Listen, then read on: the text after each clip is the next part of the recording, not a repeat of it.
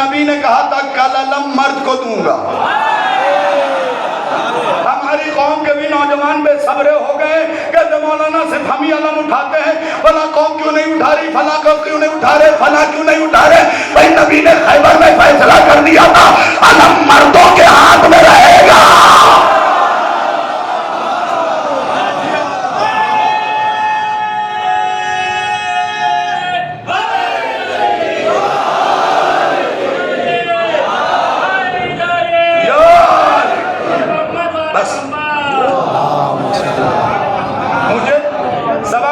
डेढ़ घंटे का वक्त दिया गया, इसी में फजीलत इसी में मुसीबत। हाँ तो जल्दी से एक फिक्रा और सुन लीजिए।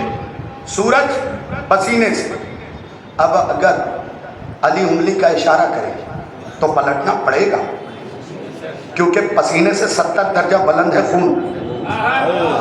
और नबी ने अली को लेके करीब करके फरमाया था या अली लहमों का लहमी दमों का दमी, याली तेरा खून मेरा खून, लहमों का लहमी तेरा गोश्त मेरा गोश्त। ये क्यों नहीं कहा कि मेरा खून तेरा खून, मेरा गोश्त तेरा गोश्त। नबी को पता था कि कुछ बैक डोर से आके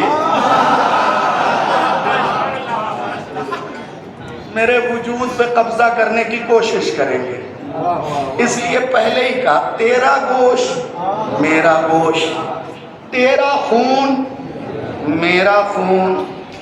हैदराबाद तहजीब का इलाका है, कौन नहीं जानता कि हर बेटे की रगों में बाप का खून होता है। जो पहुंच गए मैं उन्हें सलाम कर रहा हूँ। तहजीब का शहर है, कौन नहीं जानता हर बेटे की रगों में बाप का खून होता है। और मोहम्मद अरबी कह रहे हैं तेरा खून मेरा खून। नौज़ बिल्लाह मिन ज़ालिक, अबू तालिब काफिर था तो क्या काफिर के खून को अपना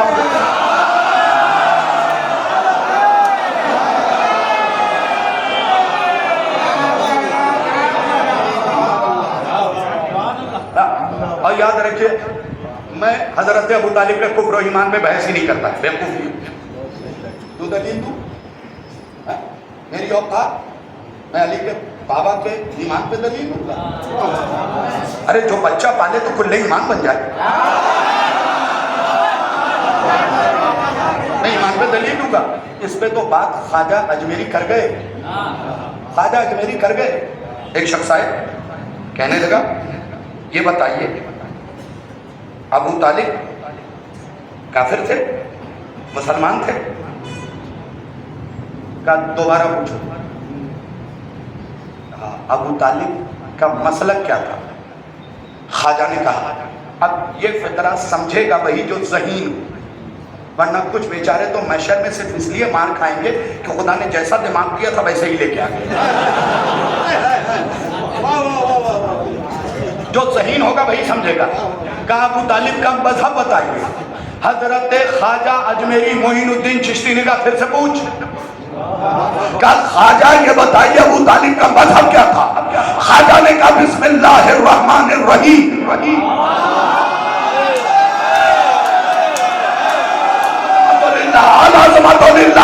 ख्वाजा ने कहा बिस्मिल्लाहिर्रहमानिर्रहीम। पूछने वाले ने पूछा मैंने मजहब पूछा है। ख्वाजा ने कहा जिसका नाम बगैर बिस्मिल्लाह के नहीं लेता।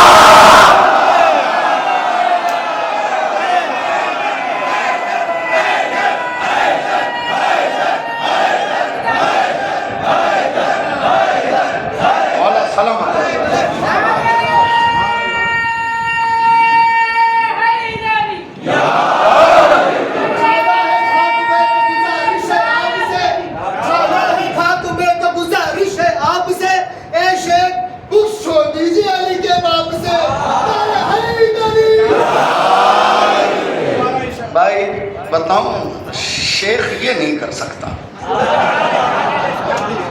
क्योंकि मामला बाप का है।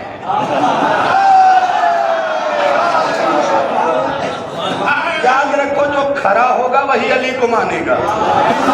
ये जाबिर बिन अब्दुल्लाह अंसारी बता गए हैं, जो खरा होगा वही अली को मानेगा, दूसरा मान ही नहीं सकता।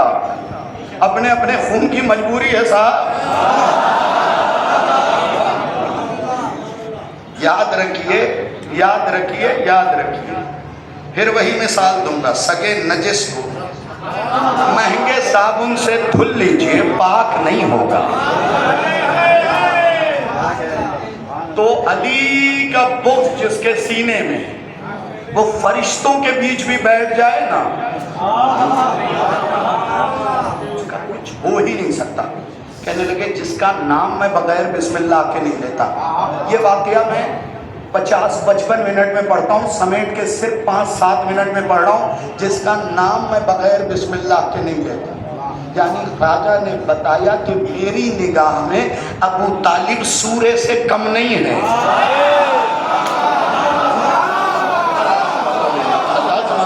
यार जरा सा बोल दीजिए, जरा सा बोल दीजिएगा। और अली की फजीलत में बोला कीजिए जनाब, खुदा के लिए बोला कीजिए। मिन्नत कर रहा हूँ, मन्नत भी मान लो।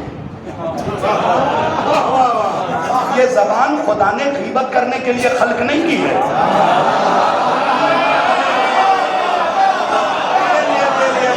अली की फजीलत में बोलने के लिए खल्क की है।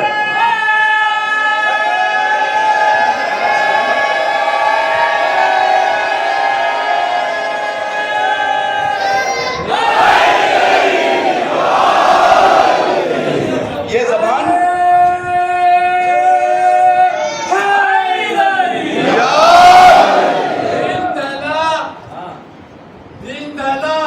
शाम हुई, अब मुझे घर जाने दो।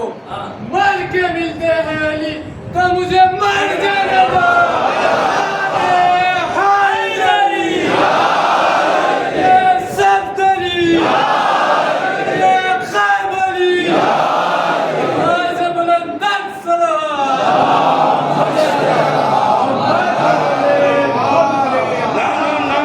किसने कह दिया अली को देख के मौत आएगी? हम तो जिएंगे ही उसी दिन जब अली को देखेंगे। जिंदगी का मजा ही अली के दीद पे, जब दीद होगी तभी ईद होगी।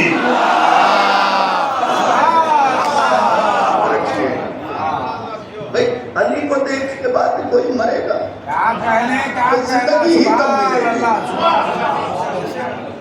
जिंदगी ही तब मिलेगी जब हम अली के चेहरे को देखेंगे। वो जिंदगी कितनी खूबसूरत जिंदगी होगी जब आंखों के सामने वजहुल्लाह होगा। अल्लाह अकबर।